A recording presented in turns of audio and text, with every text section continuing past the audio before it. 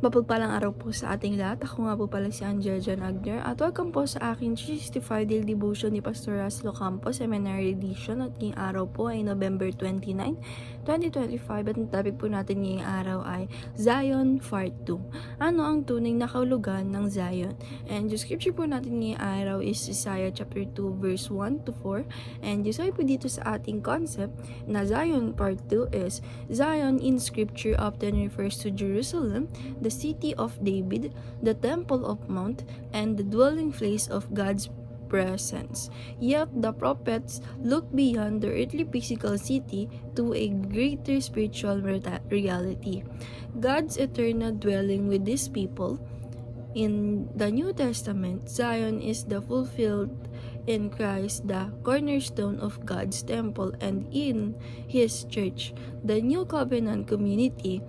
In other words, Zion is a historical city that finds its spiritual meaning and fulfillment in the church, the temple of the Holy Spirit, the New Jerusalem, and the city of God.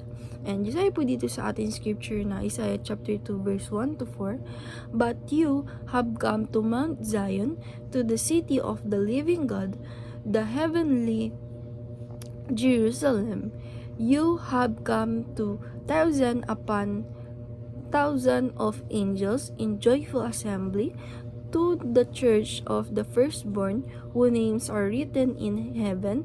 You have come to God, the judge of all, the spirit of the righteous made perfect, to Jesus, the mediator of a new covenant, and the sprinkled blood that speak a better word but than the blood of Abel." So ito daw po pala ay Hebrews chapter 12 verse 22 to 24.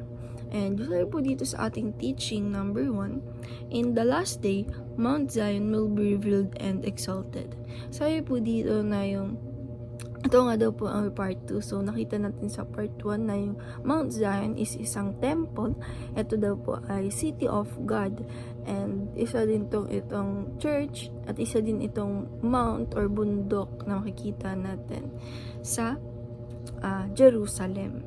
At ngayon naman po, so yung teaching number 1 natin is, dito daw po makikita natin in the last day na yung Mount Zion ay ma-rebuild na talaga and ma-exalted dahil ito daw po ay God's temple.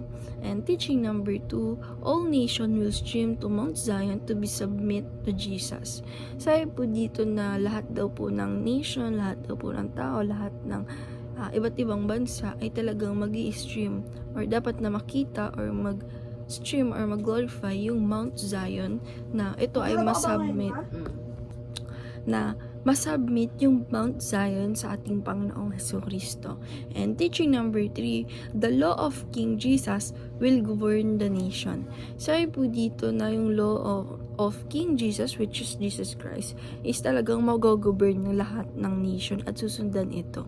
And application number 1, study end times doctrine biblically. Sabi po dito na apply po natin sa life natin na dapat pag-aralan natin lalo na yung end times and yung mga doctrine ng Bible. And application number 2, see current events through the eyes of faith. Sabi po dito na apply po natin sa life natin na ipakita natin or tignan natin yung mga current events na makikita natin through doon sa eyes na kung saan ito ay may faith. And application number 3, serve King Jesus by spreading His words.